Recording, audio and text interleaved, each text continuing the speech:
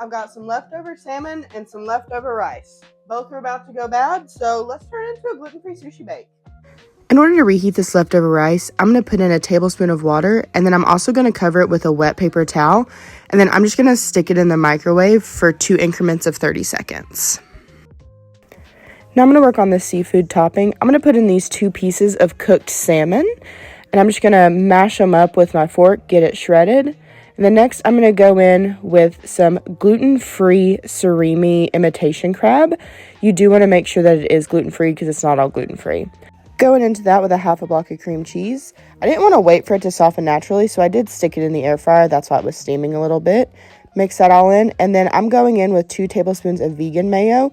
If you're not allergic to egg yolks, go ahead and use Kewpie mayo. And then I'm also going in with a healthy amount of sriracha, some gluten-free low-sodium tamari, and a couple dashes of sesame, and then I'm going to mix this all up and get back to my rice.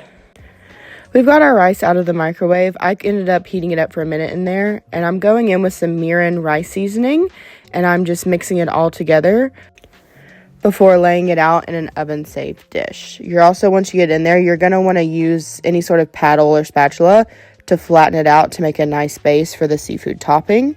After that is all flattened out, you're going to go in with some furikake seasoning. I got this at Trader Joe's. You can also get it pretty much anywhere. Now it's time to take our seafood mixture and lay it all out over the top.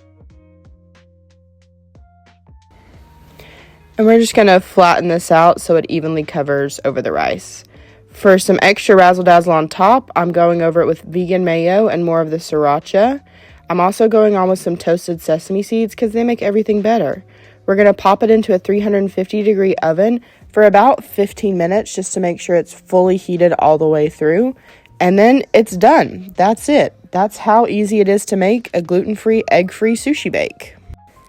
Oh yeah, this is the money shot right here. Take a look at that delicious sushi bake. Also, I'm just going to eat it with some seaweed chips, and it is a 10 out of 10. Super easy, super delicious, absolute crowd pleaser.